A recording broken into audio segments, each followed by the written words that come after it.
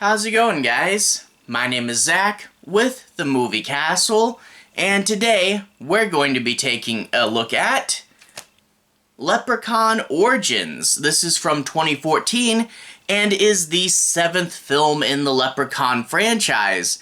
This is directed by Zach Lipovsky and stars Stephanie Bennett, Andrew Dunbar, and Dylan Postl. Dylan Postl is playing the Leprechaun this time around, and I believe he was a WWE guy. This was made with WWE Studios, and to be honest, I would have much rather had a movie where it was just the Leprechaun running around messing with WWE wrestlers, but, well, we can only dream. This movie is the controversial, the most hated one in the franchise. This movie has a reputation, and for a good reason. This is the first one without Warwick Davis. This movie abandoned the humor, and in this one, the Leprechaun doesn't look like a leprechaun. He looks like a big generic gray monster. Yeah, no, I get why people hate this, and the thing is, you always have to ask the question, if this wasn't part of the franchise, how would this movie have been taken?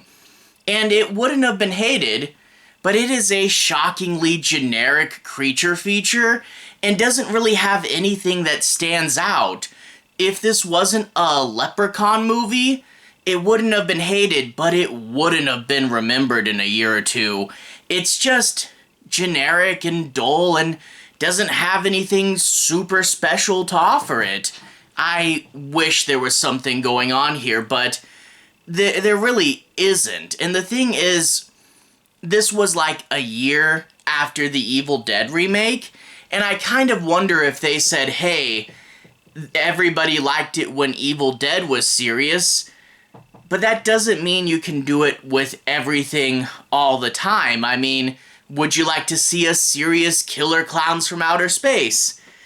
Probably not. And Evil Dead did keep the gore and insanity even though it wasn't funny. So this one, like the Leprechaun franchise, wasn't high art or anything, but it had a lot of stuff that people liked. It was fun watching the Leprechaun get up to his wacky hijinks.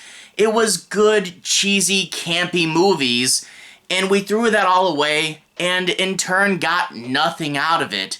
This movie physically looks dull, like the cinematography's really grayed out and then the night sections are pretty dark. There's no super special or creative kills. Like I said, the Leprechaun, we're gonna change him to be more monstrous, and he's just this big generic gray thing. Yeah, there's nothing special, nothing to latch onto. It's not the worst thing ever, like I wasn't really bored watching it, but I did kind of space out a little, I was kind of glazed over just sitting through this generic creature feature.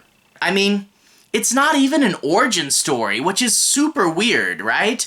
Like, you call it Leprechaun Origins, I expect either you to tell us where all the leprechauns came from, or at the end of the movie having him turn into Warwick Davis and getting shipped off to America to meet Jennifer Aniston, but it's not even an origin story, which is super, super weird.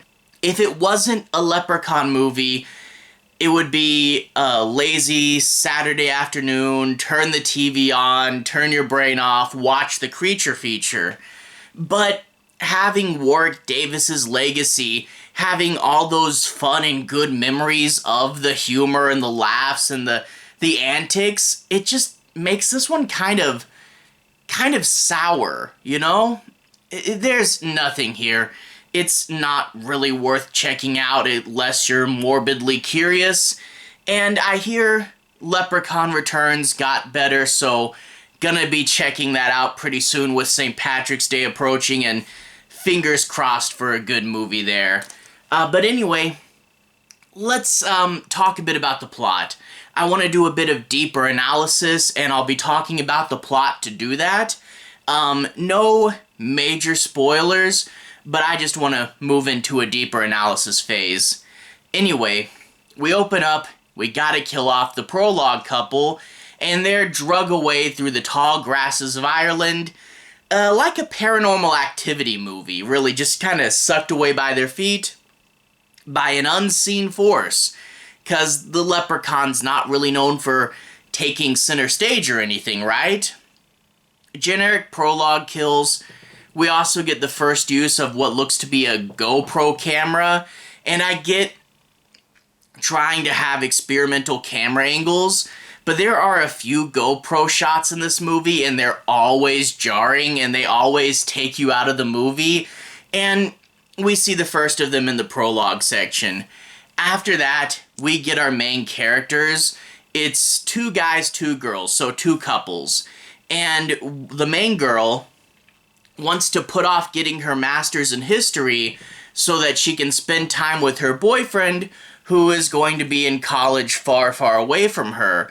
And the boyfriend's not sure if he wants this. And that's the entire drama and characters for your 4 leads. To be honest, I don't know if the other 2, the other couple, I don't really know anything about them. And it's really just this one thing of, should I take some time off school? I mean, it's her master's, so she presumably already has a lower degree, and she's not saying to never do it, just to take some time off and spend it with her boyfriend, which I do know a lot of couples do leapfrog through college, so it's not unheard of. And the boyfriend not wanting to do this, is this because he wants her to focus on her education? Or is it because he's not serious about the relationship? We don't know. Despite it being the only bit of characterization, it's not fleshed out. It's just this thing that's thrown out, and then the rest of the movie, all the characters is, hey, let's fight the leprechaun.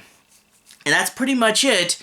And, like, okay, there is one other bit of characterization, because twice in this movie, characters will fall down and then yell at people for leaving them.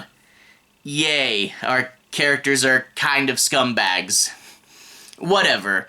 They eventually go to a pub, and it was supposed to be a little day trip, but one of the locals tells them about some ancient stones and says they're a pretty far hike away, but you can rent out this little cabin, and then if you leave first thing in the morning, you can go see the stones. So it's kind of tricking them to get this cabin. It's, heavily, hinted at in the early parts of this movie that they are trying to get them to go to this cabin for nefarious reasons, and of course they fall for it. I wouldn't. Hiking? No. Let's do the worst possible vacation, which is just walking with no fun, and with the added risk of getting lost and dying. No. Hikers, why? But beside the point. They spend the night in this cabin. We get awkward underwear scenes because even though the movie's rated R, it thinks it's rated PG-13 and still wants to show something off. I don't, just skip that. But then one of them, the main girl, wakes up in the middle of the night. She thinks she sees something outside, and they soon discover that they are locked in the cabin, and the leprechaun is outside.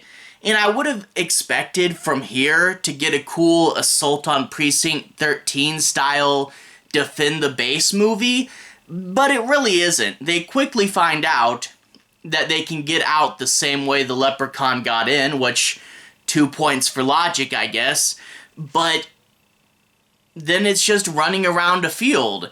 And they do meet the people that lured them there, obviously, and a few things with these people. First of all, they're shocked that they got out of the cabin, even though, like I said, it was surprisingly easy. But also, didn't Prologue couple get out of the cabin as well? Maybe they should have expected this, but also, they need them to be offerings for the leprechaun, right? But they're pointing guns at them. Don't you get that, like, the gun is a moot threat if you need them alive to be a sacrifice? Yeah, I don't know. They also use the guns to corral them into a smaller space thinking they're going to trap them for the leprechaun. But really, if you just let them loose, they'd be running around the field, easier prey for the leprechaun to get to. You're kind of just corralling them into a safe space. I don't know. Outside of this, the movie's really dark, and a lot of the leprechaun shots are really quick because they don't want to spoil him. Like, and also, you know, when you get a movie with a harder creature, you know, you don't want to put it on screen too often because time is money. And in turn, what do? You get mostly off screen, which really isn't the leprechaun, and you get human enemies to pad out the runtime because they're sure as heck cheaper than bringing out this big latex costume. And when it is out, towards the end of the movie, you really do see why. It's just a gray monster. Like, there's nothing special, nothing leprechaun-esque. You know, I wish there was something, like they show that it sees in gold vision. Okay, but yeah, no. We had an iconic creature. Warwick Davis telling jokes, using insane magic to kill people in super creative ways. I don't think I remember much of the kills in this movie. Yeah, there's one where a guy gets his spine ripped out. That's about it. Other than that, just the leprechaun going at you. You know, it's nothing super creative. The characters, as I said, have one bit of drama behind them. The plot is, you know, relatively simple. You know, we're going to try to sacrifice you to the leprechaun. Let's get out of here.